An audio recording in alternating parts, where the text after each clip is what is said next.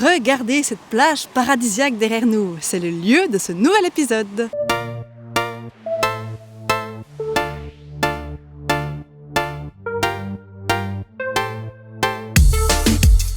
Salut les amis et bienvenue dans cette nouvelle vidéo.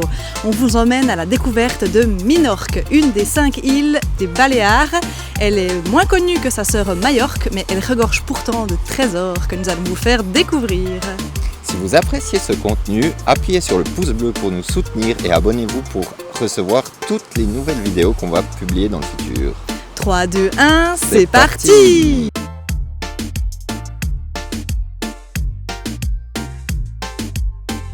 On commence donc notre périple à Mahon, qui est la capitale de Minorque et le seul point d'entrée par avion de l'île. Avec son héritage historique marqué par des influences britanniques, espagnoles et maures, Mahon se distingue par une architecture unique, où les bâtiments colorés côtoient des églises anciennes et des rues pavées. La porte de Sainte-Roque est l'un des derniers vestiges des fortifications de la ville. L'église Sainte-Francesque, qui domine la ville, fut fondée en 1459. C'est un ancien couvent franciscain. C'est vraiment un magnifique bâtiment de style baroque. Et à l'intérieur, on y trouve le Museo de Menorca, qui retrace la riche histoire de l'île. Juste à côté de l'église, vous trouverez un magnifique point de vue sur le port, le Mirador Sainte-Francesque. On continue notre visite de Mahon en allant voir une autre église, l'église de Santa Maria, qui est un immense édifice de style baroque aussi. À l'intérieur, on y trouve un très bel orgue qui, selon la légende, était destiné à la chapelle Sixtine, mais dû à une tempête, il ne put être livré et fut offert à la première île où le bateau pourrait accoster, et ce fut Minorque. On se rend maintenant au Mercat des Claustres, le marché couvert, qui est un ancien couvent. On y trouve beaucoup de produits locaux et un marché aux poissons où vous pourrez également goûter les meilleurs plats de Minorque.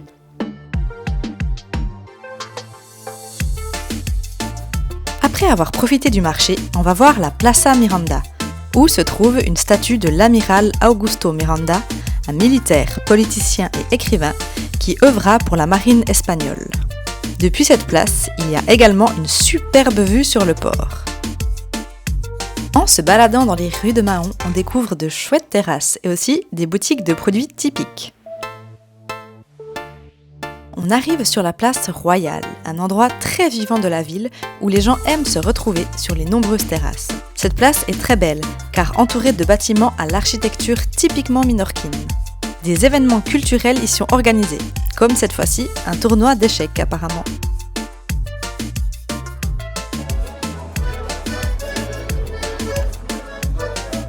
On a adoré la bonne ambiance et les rues colorées de Mahon, et on vous conseille vraiment de venir la visiter. Nous quittons Mahon, la capitale, que nous avons d'ailleurs vraiment bien aimée, pour nous rendre dans un petit village, Binibeka.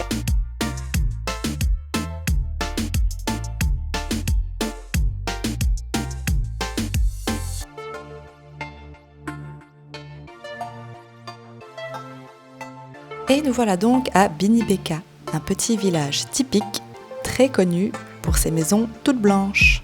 Binibeka a en fait été construite dans les années 70 afin de recréer l'aspect traditionnel des villages de pêcheurs typiques. Pour nous, ce n'est pas un must, mais si vous êtes dans le coin, pourquoi pas y faire un tour.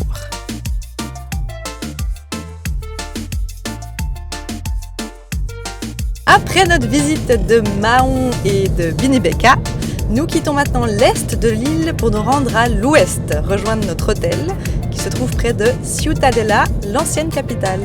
Et oui, notre hôtel, il est particulièrement réputé pour avoir des cucarachas dans la chambre, c'est-à-dire des cafards. Alors on se réjouit, ça va être super. Oui, c'est vrai que certains commentaires n'étaient pas très glorieux, mais bon, on verra sur place et surtout on vous montrera les images.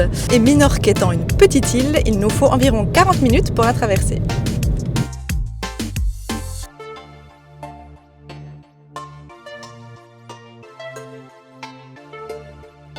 Nous sommes bien arrivés dans notre appartement et surprise... Pas de cucaracha, j'étais déçu. Oui, c'est vrai qu'on avait tellement entendu parler des cucarachas. Ils sont pas là, c'est pas grave. Le pire, c'est que le Wi-Fi fonctionne. On est content. Et ce soir, on va faire un petit tour dans le centre-ville de Cala Blanca. Cala Blanca est le village où nous dormons. Son centre est parfaitement pensé pour les touristes, avec des hôtels-appartements, des petites boutiques et des restaurants et bars. On a bien aimé l'ambiance plutôt familiale.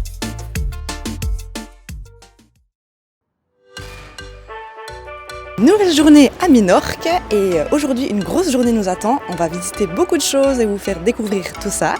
Et on commence par Ciutadella, donc l'ancienne capitale de l'île. Ciutadella, avant Mahon, était la capitale de Minorque. C'est une ville aristocratique qui vous charmera par son ambiance pleine d'histoire. La place des Pins est l'un des lieux les plus animés et populaires de la ville, où de nombreuses fêtes prennent place. C'est un grand espace ouvert bordé de hauts pins, ce qui lui donne son nom. L'obélisque de Ciutadella, qui trône au centre de la Plaça d'Esborn, est l'un des monuments les plus emblématiques de la ville et un symbole de résistance et de mémoire pour commémorer l'attaque turque de la ville en 1558. L'obélisque est entouré de bâtiments historiques, notamment d'anciens palais et de la mairie.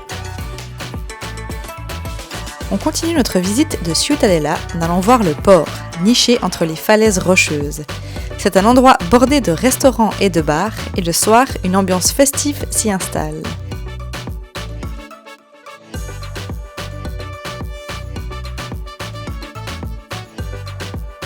Le plus beau bâtiment de la ville est sans conteste la cathédrale. Elle incarne le style gothique catalan avec sa façade sobre mais imposante. À l'intérieur, on est immédiatement frappé par la hauteur des voûtes et la lumière qui filtre à travers les vitraux colorés.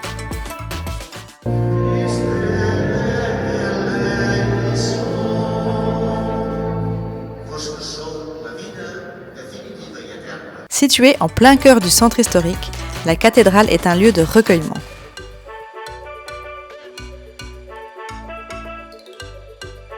À la Plaça des Peis, on trouve le mercat municipal, où l'on peut acheter des produits frais et locaux, et où il est possible de goûter aux saveurs minorquines.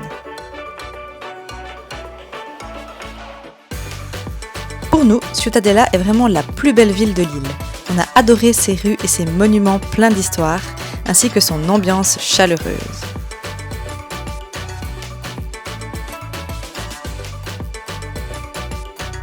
À quelques minutes du centre de Ciutadella se trouve ce beau coin de nature, Puesto Pépite, où apparemment les couchers de soleil seraient incroyables. Un endroit naturel avec une belle vue sur la ville, où une petite crique permet de se rafraîchir de la chaleur de Ciutadella. Nous quittons maintenant la ville pour aller plus dans la nature, découvrir un phare. Oui, alors j'ai pris 4 litres d'eau. Oui, parce que une marche de 2 km nous attend pour découvrir ce beau phare. Mibou est ravi. Super.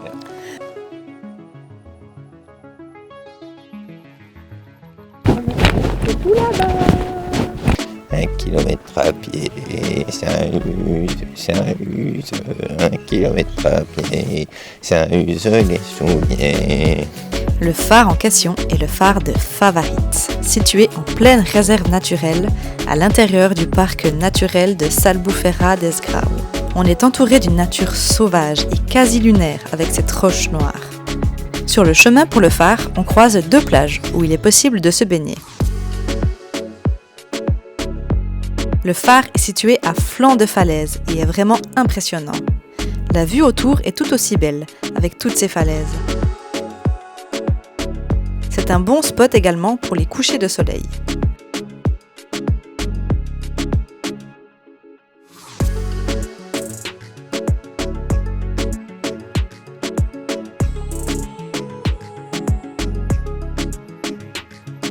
Après cette escapade sauvage, nous reprenons la route pour nous rendre au petit village de pêcheurs Fornells.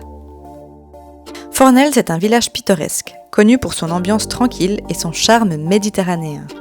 Ce petit havre de paix est célèbre pour son port naturel en forme de croissant, entouré de maisons blanches. Le village est un centre important pour la pêche, et son port est souvent animé avec des bateaux de pêche traditionnels. Le long des quais, on trouve de nombreux restaurants où déguster la pêche fraîche du jour.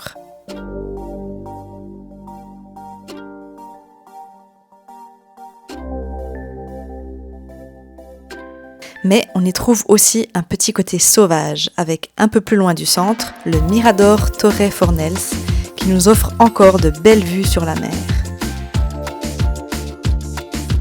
Tout au fond derrière moi, vous voyez le ferry qui va à Barcelone. Donc si vous souhaitez venir en voiture à Minorque, c'est depuis Barcelone que vous pourrez prendre le ferry. Et il faut environ 6 heures de temps pour rejoindre Minorque.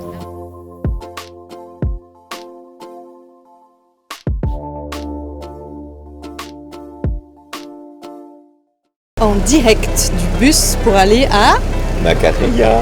Macarilla, la petite crique que nous allons vous faire découvrir. En effet, entre juin et septembre, on ne peut pas aller à la crique en voiture, il faut aller dans la ville de Ciutadella et prendre une navette.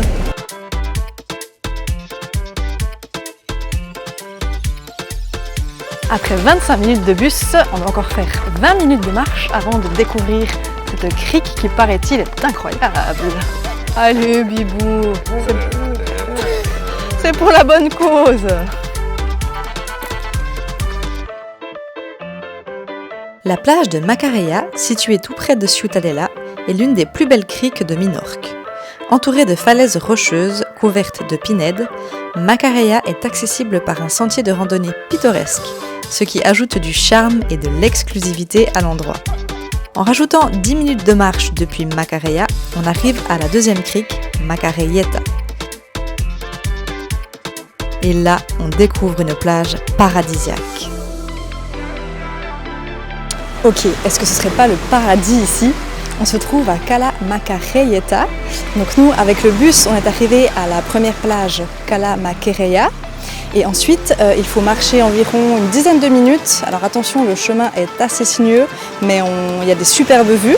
Et on arrive sur cette magnifique crique, donc Cala Macarelleta, qui est un peu plus petite et qui est franchement beaucoup plus belle. Macarelleta est clairement notre coup de cœur et très certainement la plus belle plage de Minorque, avec une eau vraiment cristalline et du sable fin.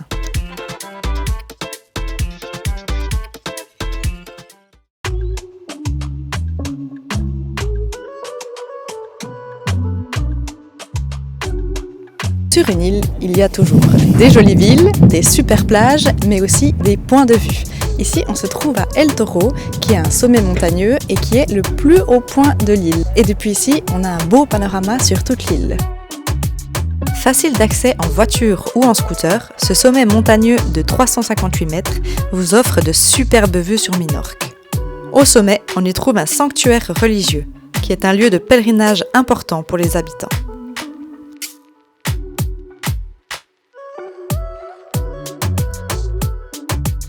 Après avoir pris de la hauteur, on redescend de notre montagne pour se rendre à Son Bu. Son Bu est une station balnéaire réputée pour avoir la plus longue plage de l'île. Elle est particulièrement adaptée aux familles avec enfants. Malgré sa taille, on trouve à Son Bu une atmosphère plutôt tranquille.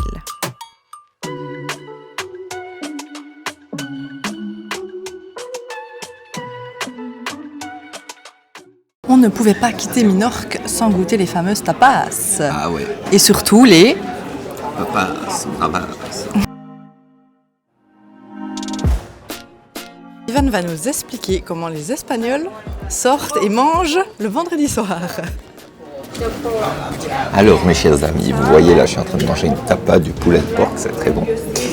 Mais en fait, par exemple, chez vous, en France ou en Suisse, nous on va d'abord à l'apéro, dans un bistrot ou dans un café ou dans un... Voilà. Et puis ensuite on va au restaurant manger et puis finalement on finit dans un cocktail bar. Tandis que l'Espagnol, lui, il fait pas comme ça.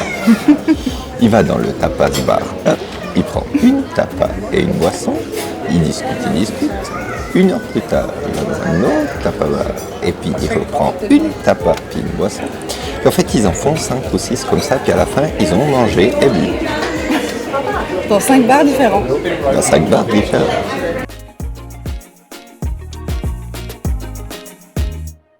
L'épisode touche à sa fin, mais avant de terminer, on voudrait encore vous faire découvrir un lieu. À quelques minutes de Ciutadella se trouve le pont d'Angil, construit au XIXe siècle, qui servait à relier les deux rives d'un ravin profond. C'est un site historique fascinant, entouré d'une nature toujours aussi belle comme partout à Minorque.